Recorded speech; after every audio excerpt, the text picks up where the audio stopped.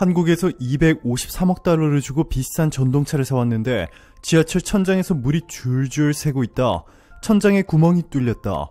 대만 정부는 국민들의 혈세로 어떻게 이따위 물건들을 사들였는지 절대 이해가 되지 않는다. 최근 지하철 사고에 대한 대만 언론들의 보도 내용입니다.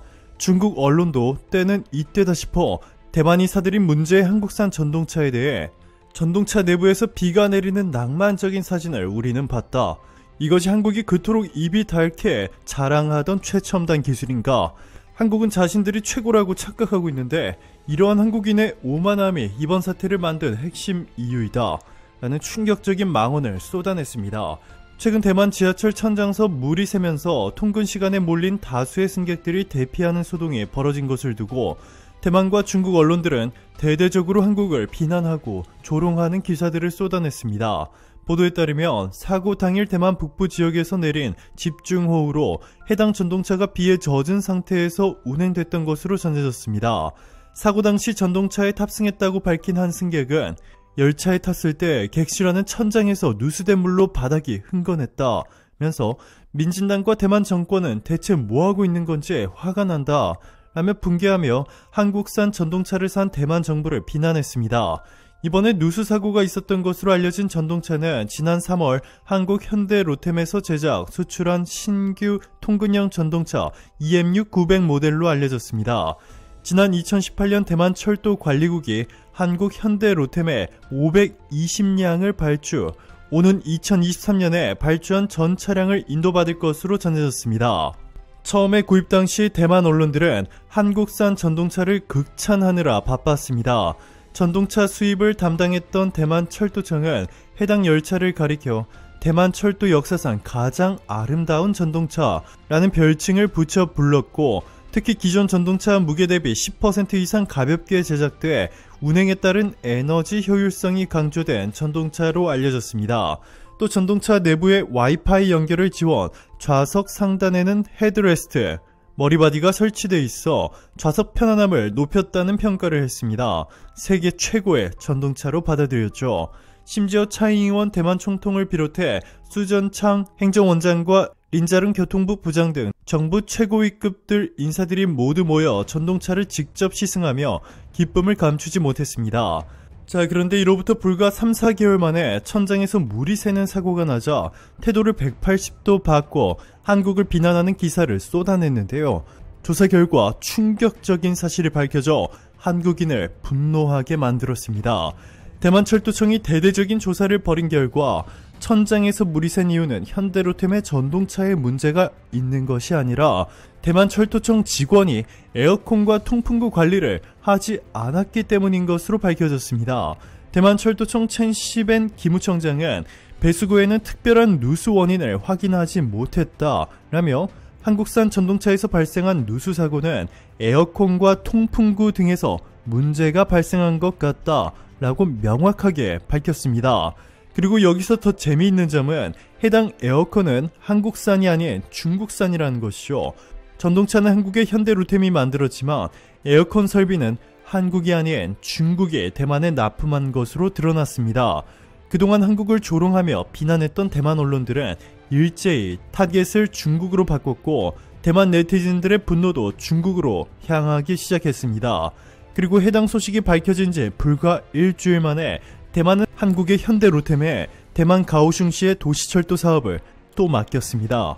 규모가 무려 2,078억 원에 달하는 초대형 사업인데요. 현대로템은 이번 대만 수주는 2018년에 이어 약 3년 만에 성사된 것으로 현대로템의 대규모 전동차 사업 수행 실적과 노하우를 인정받은 결과라고 설명했습니다. 가오슝시는 대만 남서부에 위치한 대표적 항구 도시로 인구 280만 명 정도의 대만 제2의 도시로 도시철도 역할이 중요한 곳입니다. 대만이 이렇게 180도 태도를 바꿔 또다시 한국을 선택한 것은 세계 최고의 가격과 품질을 모두 지녔을 뿐만 아니라 이번처럼 누수 사고가 발생했을 당시에 신속하고 당당하게 문제가 발생되면 즉각 해결하고 모든 책임을 지겠다 라며 최고의 애프터 서비스를 제공해주는 것은 한국 기업이 유일하기 때문이죠. 자, 그런데 한국을 향한 대만의 황당한 도발은 이것이 끝이 아니었습니다. 대만 언론들은 한국인은 예의가 없고 남의 역사를 훔치는 민족이다 라는 보도를 내는 한편 일본에 대해서는 매일 극찬 세례를 쏟아내고 있는데요. 애플의 아이폰과 아이패드를 만드는 대만 폭스콘의 모회사 대만 홍하이 정밀공업의 구타이밍 회장은 타이베이에서 열린 폭스콘 연례 주총에서 나는 일본인을 존중한다. 일본인은 절대 뒤에서 칼을 꽂지 않는다. 그러나 가오리방츠는 다르다. 라는 충격적인 발언을 했습니다. 고타이밍 회장이 언급한 가오리방츠는 중국인이 한국인을 얕잡아 부르는 비어로 너무나 무례한 말입니다. 대만을 대표하는 대기업 총수가 한 발언이라고는 믿기지 않습니다. 고 회장은 일본 전자업체 샤프와 폭스콘의 협력 관계를 강조하면서 샤프의 기술은 삼성전자보다 우수하다며 폭스콘과 샤프가 힘을 합쳐 삼성전자를 추격할 수 있을 것이라고 하기도 했는데요. 삼성전자뿐만 아니라 한국인까지 폄하하는 발언으로 논란이 커지고 있습니다. 자, 그런데 이렇게 한국을 조롱하는 동시에 일본을 찬양하던 고타이밍 회장의 운명은 나락으로 떨어졌습니다. 그렇게 일본을 사랑하던 고타이밍 회장이 다름 아닌 일본 때문에 망하게 생겼습니다. 고타이밍 회장은 일본에서 샤프를 인수하며 엄청난 돈을 쏟았는데요. 한국이 삼성전자를 뛰어넘을 수 있다는 일본 샤프의 주식 가격은 2000년부터 2021년 말 현재까지 정확히 94.34%가 떨어졌습니다. 사실상 휴지 조각이 되어버린 것인데요. 같은 기간 일본의 니케이 지수가 3배 가까이 오른 것을 고려하면 그야말로 폭망한 것입니다. 그럼에도 아직도 대만 언론들은 한국은 결코 대만을 따라올 수 없을 것이라며 콧대를 높이고 있습니다. 대만의 대표 IT 매체 디지타임스는 최근 삼성이 10년 이내 TSMC를 따라잡는 것은 불가능하다라며 한국은 대만의 도전자가 될 수 없다라고 전했습니다.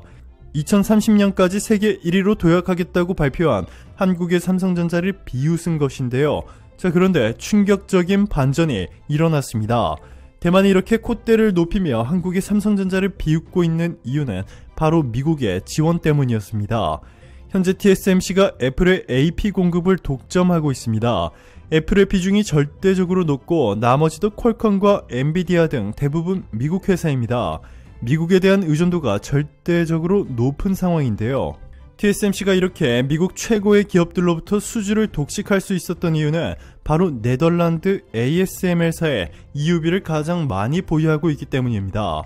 EUV 공정 장비를 만드는 유일한 기업이 바로 네덜란드의 ASML인데요. 이 EUV 장비가 없으면 최첨단 반도체를 만들 수 없습니다. 기존 반도체 장비보다 파장이 14분의 1 수준으로 단축되기 때문에 아주 미세하고 까다로운 회로를 섬세하고 정확하게 찍어낼 수 있죠. 기술력과 생산성을 동시에 높일 수 있는 만큼 전 세계 모든 반도체 회사들이 탐내고 있는데요.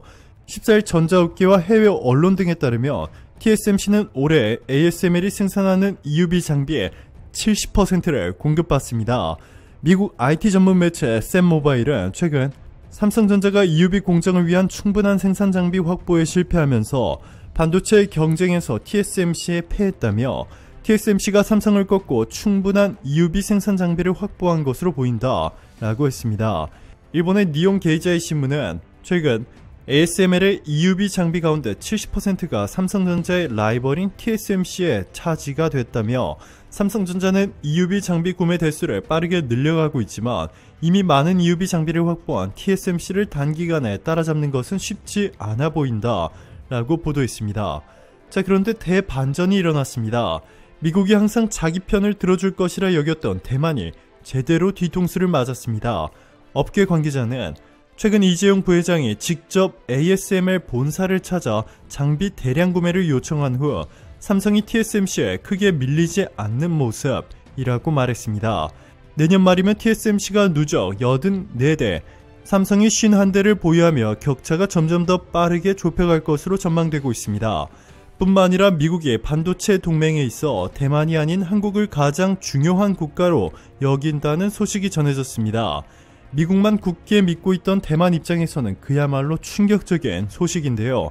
미국이 대만 대신 한국을 아시아의 핵심 거점으로 선택하는 순간 대만이 중국에 넘어가는 것은 시간 문제입니다.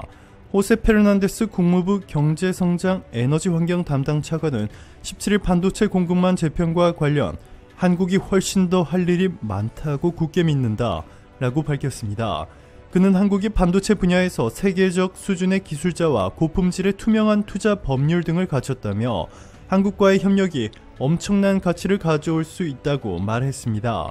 이뿐만이 아닙니다. 미국 IBM에 이어 미국 그래픽카드 업체인 엔비디아까지 삼성에 차세대 그래픽 처리 장치의 생산을 맡기기로 결정하면서 대만에 큰 충격을 주었고, 특히 IBM은 삼성전자와 협력해 새로운 반도체 설계 방식 VTpad을 발표해 전 세계를 깜짝 놀라게 만들었습니다. 삼성과 IBM이 개발한 VTpad 설계 방식은 기존 공정 대비 성능이 2배나 뛰었는데 전력 사용량을 85% 절감하는 데 성공했습니다. 즉 지금보다 2배나 좋은 스마트폰을 일주일 동안 충전 없이 사용할 수 있다는 것입니다. 엄청난 혁신이죠. 이렇게 미국이 최고의 우방국이었던 대만에서 한국으로 완전히 갈아타려고 하고 있는 것은 한국의 기술력이 뛰어나 최고의 파트너인 것도 있지만 한국의 국가 영향력과 한국인의 파워가 그만큼 막강해지고 있기 때문이었습니다. 삼성과 SK 등 한국의 대기업들이 최근 미국 내 수십조 원 규모의 투자 랠리를 연달아 발표하며 미국의 고용지표에 엄청난 영향력을 행사하는 가운데 한국 투자자의 미국 주식 보유액이 중국을 돌파했다는 충격적인 소식이 전해졌습니다. 이로써 한국인이 미국 주식을 가장 많이 보유한 국적 세계 2위로 등극한 것인데요. 한국 투자자들의 미국 주식 보유액은 지난 10월 말 3,151억 달러, 약 373조 원으로 중국 2,853억 달러보다 많았습니다. 불과 10년 전만 하더라도 삼성과 SK 등 국내 대기업들이 아무리 열심히 돈을 벌어도 외국인 투자자들이 배당 등으로 대부분의 이익을 챙겨갔는데 이제는 상황이 완전히 역전되어 미국 기업들이 열심히 돈을 벌어 한국인 투자자에게 배당을 지급하는 시대가 열린 것이죠. 오늘도 감사합니다. 최고로 멋진 하루 보내시길 바랄게요.